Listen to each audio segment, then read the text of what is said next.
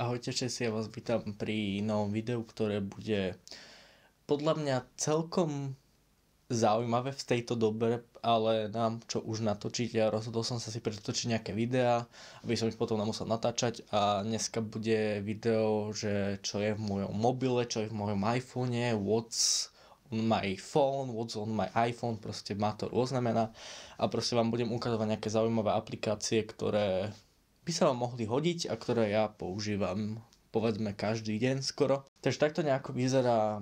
Najprv by som teda chcel predstaviť, že vlastne aký mám mobil, je to iPhone 13 a mám tam takýto, neviem či to je dobre vidieť, ja to budem robiť ako tie influencerky, keď ukazujú nejaký make-up, proste je to, myslím, že Ideal of Sweden, čo je taká firma, ktorá vyrába obaly a hrozne sa mi ten obal páči.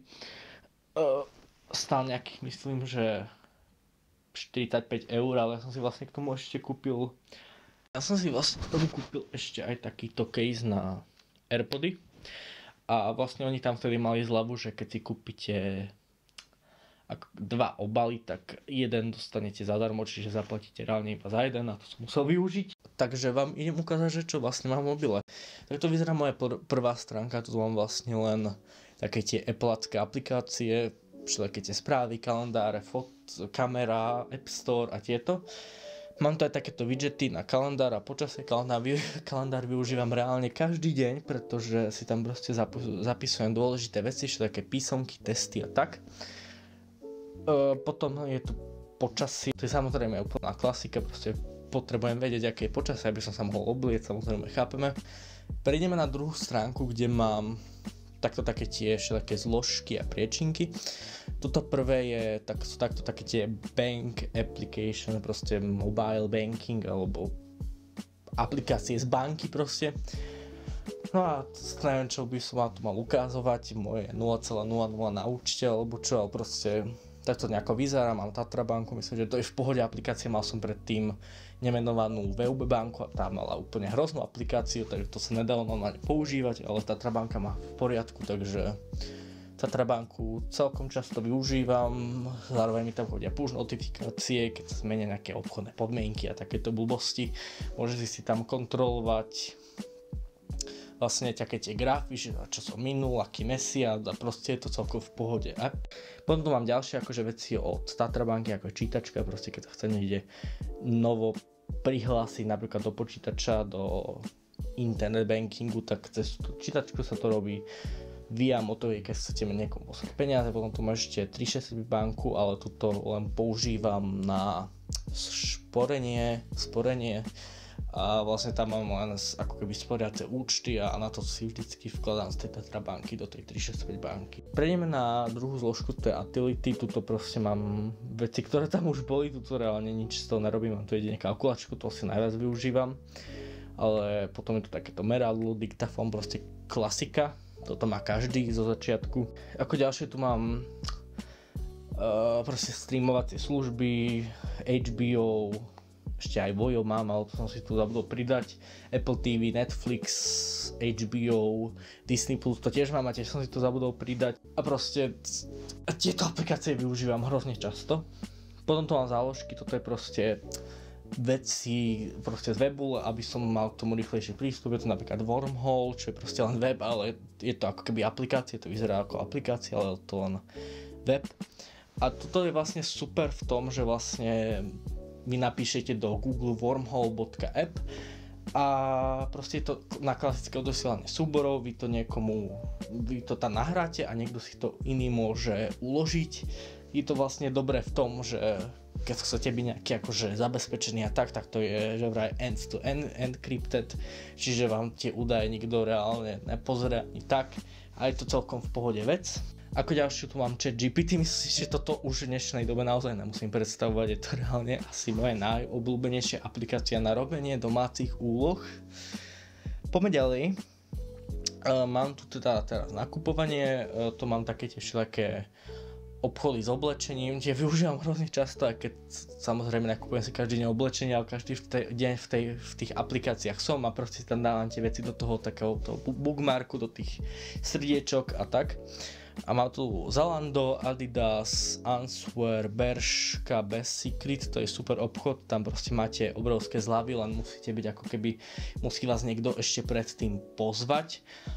A máte tam zľavy do 85%, čo je úplne super, takže keď by ste niekto chceli, tak mi napíšte, ja vám dám proste kód. Takže toto je ten Best Secret, tak to ako vyzerá, máte tam aj, že vlastne v akom ste aktuálne postavení, že či ste VIP, Silver a tieto. Máte to aj všetky tie kampane. A potom asi obchod, ktorý je môj veľmi obľúbený, je Asos, neviem, každý to číta úplne inak, ja som počul rôzne názvy tohoto obchodu, ale neviem. A proste tuto máte hrozne veľa toho na výber, to je reálne toľko oblečenia, že tuto proste nikdy neprídete podľa mňa úplne na spodok. Asi tak, toto je z tých nakupovacích aplikácií všetko, čo mám, tuším About You, to si tu tiež sa budú pridať. Tu mám vlastne maily, mám tu Proton Mail, čo keby ste nevedeli, tak je taký zabezpečený mail a využívam to celkom rád, pretože tam aj sú reklamy. Samozrejme Gmail, mám aj mail, ale nemám ho tu. Mám tu aj hry. Popravde hry už skoro vôbec nahrávam, pár si niekedy zahrám, ale to je tak všetko. Ešte mám aj Heyday, čo hráme proste v škole so skupinou, čo máme a tak, ale to tiež nám pridané, proste ja si tie veci zabudol tam pridať do tých priečinkov. Potom tu mám správy Google, to je taká klasika, toto máte proste len zosumarizované také tie články z webov. Mám aj Refresher, tiež som si to zabudol pridať, mne už to je blbé hovoriť. A ešte tu mám aplikáciu Pocket, čo je úžasná aplikácia, proste vy si ju takto otvoríte. A máte tu reálne uložené veci vlastne z článkov, vy vždycky keď prihľadáte niečo na Safari, tak si to proste uložíte do toho Pocketu a potom to máte na jednom mieste.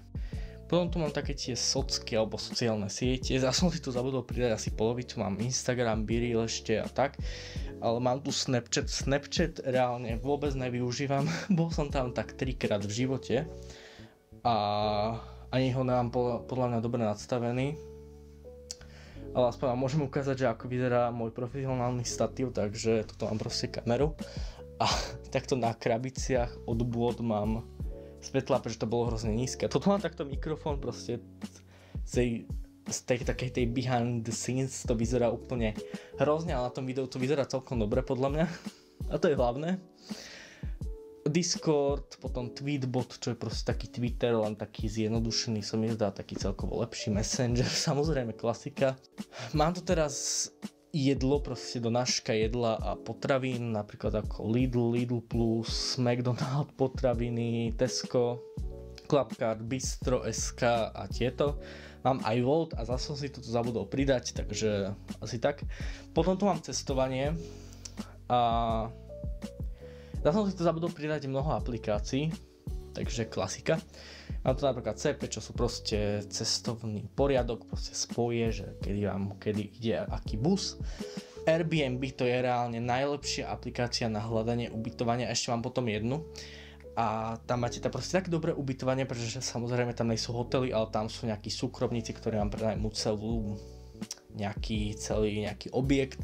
A reálne Airbnb je môj comfortable app, proste comfort app. Ja, good race today, very good weather.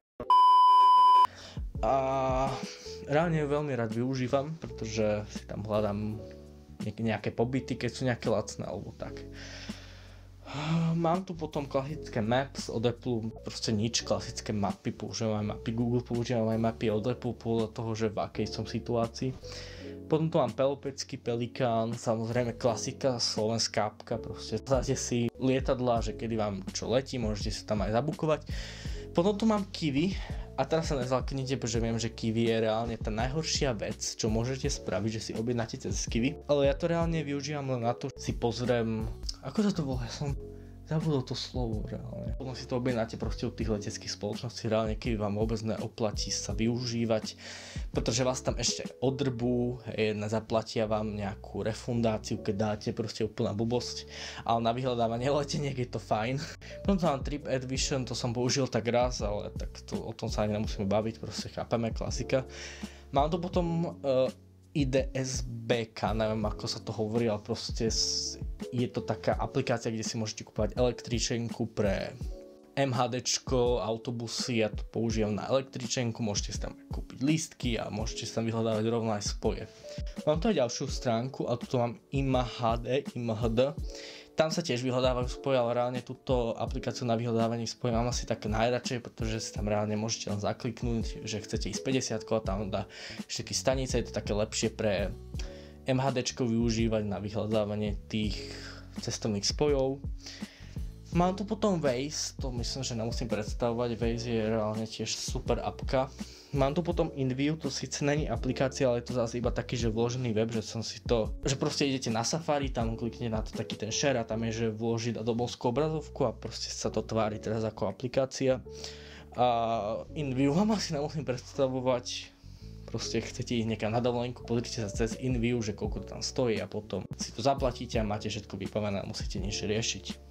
Poďme na vzdelávanie, mám tu dve aplikácie, ešte mám jednu Duolingo, ale to mám na vlastne inej stránke, pretože to používam hrozne často.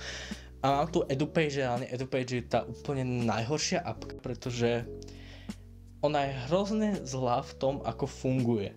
Reálne tam, keď ju hneď zapnete, tak to, čo vás najprv to blikne takto úžasne, a proste hrozne dlho to trvá, ale zároveň tam môžete kontrolovať všetké úlohy, nemusíte písať spolužiakom, keď ste chorí, takže je to zároveň aj také, že ale zároveň aj také, že super.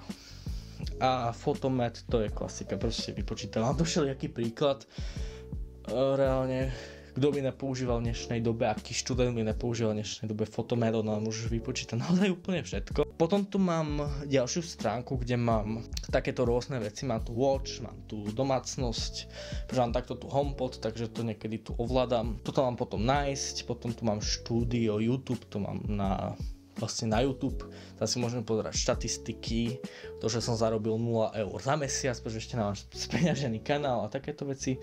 Mám tu potom aj Camera Connect, čo nahrávam vlastne aj toto. Vlastne táto Camera Connect je dobrá v tom, že vlastne ja tam mám pripojené túto kameru a proste jednoducho vždy stlačím a môžem vidieť live vlastne čo sa vlastne nahráva rovno z mobilu a nemusím sa pozerať do tej obrazovky, čo tam mám a je to takto fajn. Mám tu počasie zase, YouTube, Scratch. Scratch je veľmi zaujímavá aplikácia, to by som vám chcel ukázať trošku viac, len si ju to otvoríme. V tejto aplikácii ide o to, že si tam vlastne dávate, že v ktorých štátoch ste už boli a ktoré ešte chcete navštíviť. A tá aplikácia vám potom spraví takýto pekný zoznam, že koľko vlastne zo sveta už máte precestovaných, 3%, je to málo. A vlastne si to takto bookmarkujete, toto, že want to visited. A čo je ešte super na tejto aplikácii, taký ešte dodatok, to sa mi zdá úplne, že super, že keď kliknete na nejakú zem, nám tu, že Slovakia, tak tuto vidíte proste základné informácie, ale je to veľmi dobre spracované. Tuto máte Capital City, Major Cities, tuto máte telefonistku predvoľbu, čo asi není moc zaujímavé, ale tak môžete si to pozrieť. Potom tu máte mobilných operátorov, keby ste chceli niekam cestovať, tak si viete vybaviť vlastne tých operátorov už dopredu alebo tak. Potom tu máte typ zásobiek, čo je super, pretože keď niekde cestujete, tak si niekedy potrebujete kúpiť také nálepné dorazovky a v tejto aplikácii to hneď máte. Je tu potom vízum, to je samozrejme, keďže som na Slovensku, tak do Slovenska nepotrebujem žiadne víza, takže to nič. Ale keby som vlastne potreboval, tak tá aplikácia vám to ukáže, že potrebujete do tejto krajiny vízum a rovno si to tam môžete otvoriť tú stránku a vypísať si to vízum a proste sa tam zaregistrovať. Máte tu transport, kde máte proste airports, letiska a v akom smere proste jazdia auta. Potom tu máte health, tu máte informácie o korone a proste môžete sa pozrieť, že aké miesta sú otvorené, aké zatvorené, kde potrebujete rúško, kde nie, kde sa potrebujete očkovať, kde nie. A sú to potom ďalšie, tu napríklad emergency, že telefónne číslo na políciu a tak, tiež veľmi potrebné. A toto tu vlastne ešte robia, asi to bude coming soon. A čo je reálne super na tejto aplikácii je aj to, že vy za ňu zaplatíte nič, ale keď si tam chcete niečo dokúpiť, nejaké prémium, ja som si tam vlastne dokúpil všetko, tak vlastne len raz za to prémium zaplatíte a už potom nemusíte nič platiť, máte to proste doživotne spojené s vašim Apple ID, keď máte Google, tak, alebo Android, tak máte to spojené s vašim Googlom. Je to proste fajn, že to musíte platiť mesačne ako dneska väčšina aplikácií, ale reálne to zaplatíte iba raz. Poďme ďalej, túto fotomatu som už ukazoval, EduPage to tiež. Mám tu Canvu, Canva je reálne úžasná vec. Ja by som bez Canvy asi dneska nemohol vydržať. A jednoducho vy si tu proste vyberajte nejaký dizajn, povedzme, že toto. Ja napríklad cez to robím aj miniatúry na YouTube, takže a proste si tu reálne môžete upravať fondy, pridávať si všetké príspevky na Instagram, potom už si môžete vytvárať aj webové stránky, také jednoduchšie.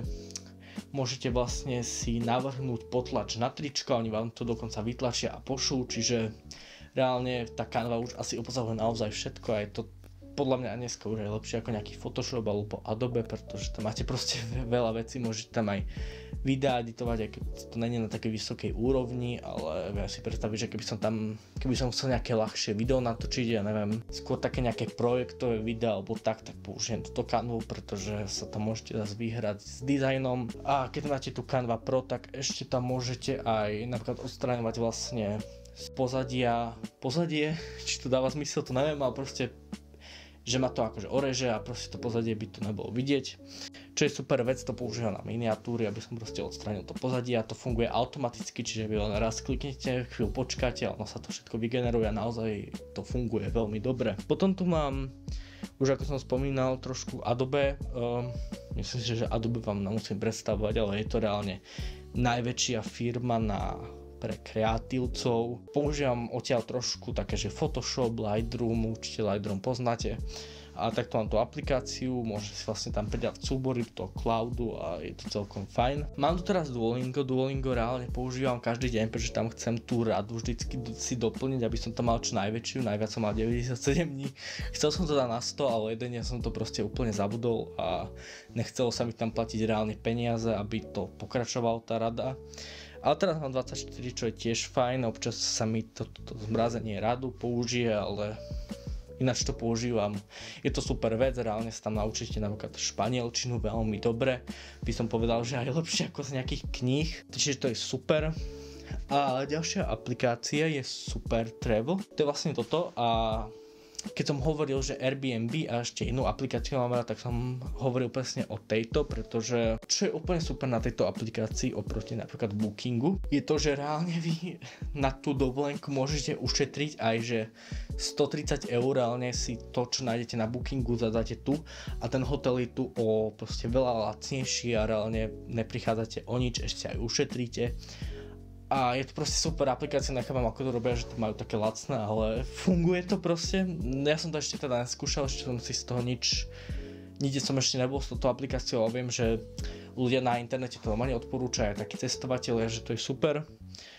Takže ešte reálne, ja som to nepoužil, ale chcem to určite použiť. No tu mám taký zoznam už aplikácií, myslím, že nič také zaujímavé. Čo tu ešte také mám, že čo by som vám mohol ukázať, neviem. Ja sa ospravedlňujem, že už tu hovorím takto všelijak divno, len som natáčal ešte predtým jedno video, teraz zase natáčam toto a už proste normálne odpadávam. Video ľúbil, tak nezabudnite like, určite mi nezabudnite aj odber, určite toto video zdieľajte, pokiaľ chcete. Nezabudnite mi dať hlavne nejaký koment, pretože to YouTube najviac uvidí a majte sa krásne, takže čaute.